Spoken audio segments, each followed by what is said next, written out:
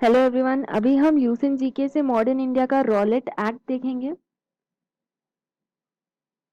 Rowlatt act को एनार्कियन and revolutionary crimes act भी कहा जाता है।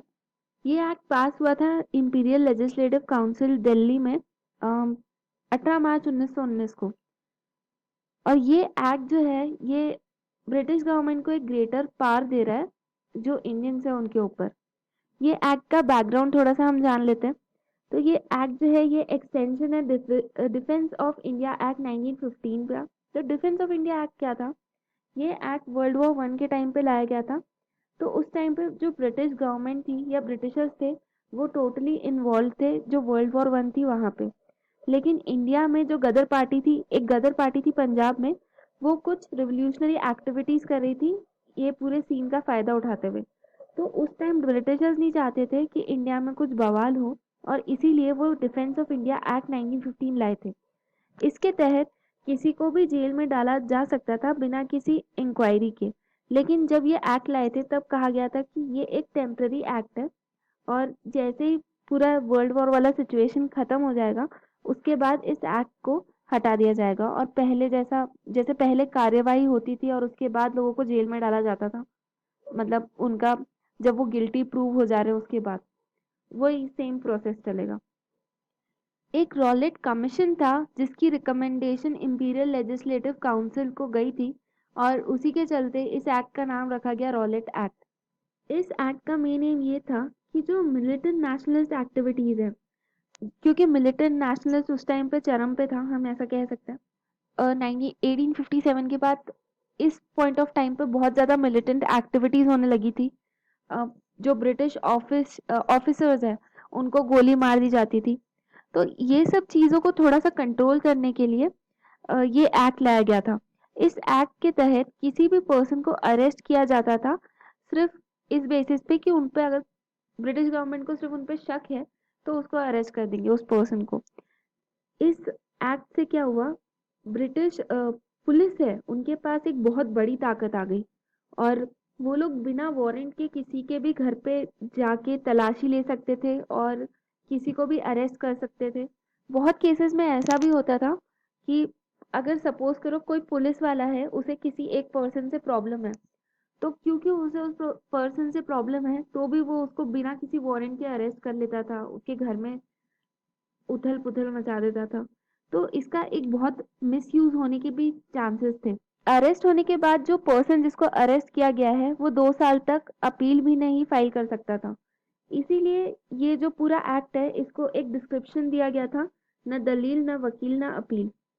ये ऐसा कुछ कहा जाता था इस एक्ट के लिए, no please no lawyers no appeal. इन सब के अलावा जो प्रेस है उसको स्ट्रिक्टली कंट्रोल किया गया गवर्नमेंट के अंदर। रॉलेट एक्ट के चलते जो कॉमन लोग थे इंडिया के और जो लीडर्स थे उन दोनों के अंदर बहुत गुस्सा आ गया, और महात्मा गांधी जो ब्रिटिशर्स को कोऑपरेशन ऑफर कर रहे थे ब्रिटिश वॉर में, उन लोगों ने भारतीय लोगों को बोला था कि आप ब्रिटिश इंडियन फोर्सेस ज्वाइन करें और उन लोगों की हेल्प करें। वो भी उनसे खफा हो गए, और उन्होंने इस रॉलेट एक्ट को ब्लैक एक्ट भी रॉलेट एक्ट को ब्लैक एक्ट के अलावा ड्रैकोनियन एक्ट भी कहा जाता है, क्योंकि इतना बुरा एक्ट था ये। इस एक्ट के अगेंस्ट में एक सबसे बड़ा नेशन वाइड प्रोटेस्ट हुआ। गांधी जी ने ये नेशन वाइड प्रोटेस्ट बनाया इस लॉ के अगेंस्ट में फेब 1919 को। ये सबसे पहला मास मूवमेंट था या मास सत्याग्रह था जिसमें इतने लोग इन्वॉल्व थे। गांधी जी ने ये सत्याग्रह सभा ऑर्गेनाइज की, और इसमें होम रूल लीग के मेंबर्स थे और साथ में पैन इस्लामिस्ट जो मेंबर्स थे वो भी थे। पैन इस्लामिस्ट या खिलाफत क्या है? तो टर्की में जो ऑटोमन एम्पायर के किंग है उनको हटाया जा रहा था, क्योंकि वो वर्ल्ड वॉर वन में टर्की हार गया था।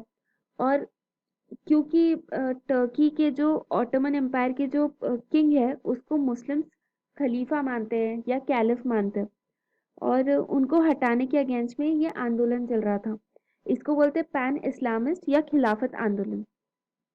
लेकिन ये हड़ताल शुरू होने के कुछ समय बाद या बहुत जल्दी ही गांधी जी ने इसको एंड कर दिया था, क्योंकि अ, जो नॉन वायलेंट जो महात्मा गांधी का one of the major principles है वो वायलेट हुआ था यहाँ पे। क्योंकि ये जो हड़ताल थी ये रायट्स में कन्वर्ट हो गई और इसी कारण इस हड़ताल को बहुत जल्दी एंड कर। लेकिन ये पूरा जो रॉलेट एक्ट था और उसके अगेंस्ट सत्याग्रह हुआ था उसका सबसे इम्पोर्टेंट पार्ट ये था कि पहले जब हमारे नेशनल मूवमेंट्स चल रहे थे उसमें इतने बड़े स्केल पे लोगों ने पार्टिसिपेट नहीं किया था। लोग पार्टिसिपेट करना तो चाह रहे थे बट उनको कोई टूल नहीं मिल रहा था जिसके थ्रू वो पार्टिसिपेट कर सके। लेकिन फाइनली मासेस को एक डायरेक्शन मिल गया था जिसपे वो लोग एक्ट कर सकते थे, वो लोग एक हड़ताल का हिस्सा बन सकते थे। वो अपना जो दुख है या अपनी जो प्रॉब्लम है उसे एक्सप्रेस कर सकते थे इस हड़ताल का पार्ट बन के। इस सत्याग्रह के बाद जो पीजेंट्स है, जो किसान है, जो आर्टिस्ट या आर्टिशियंस है और जो अर्बन पुअर है उन सब लोगों ने पार्टिसिपेट करना चालू किया और इसी सत्याग्रह के बाद उनका पार्टिसिपेशन बढ़ा और आगे चल के इन लोगों ने एक बहुत इम्पोर्टेंट पार्ट प्ले किया इंडिया स्ट्रगल में। और इस इवेंट के बाद जो नेशनल मूवमेंट था उसमें मासेस गैदर होना चालू हुए और इसके बाद जितने भी इवेंट्स होंगे उनमें जो लोग होंगे उनका एक बहुत बड़ा बढ़ चढ़ के पार्टिसिपेशन होगा।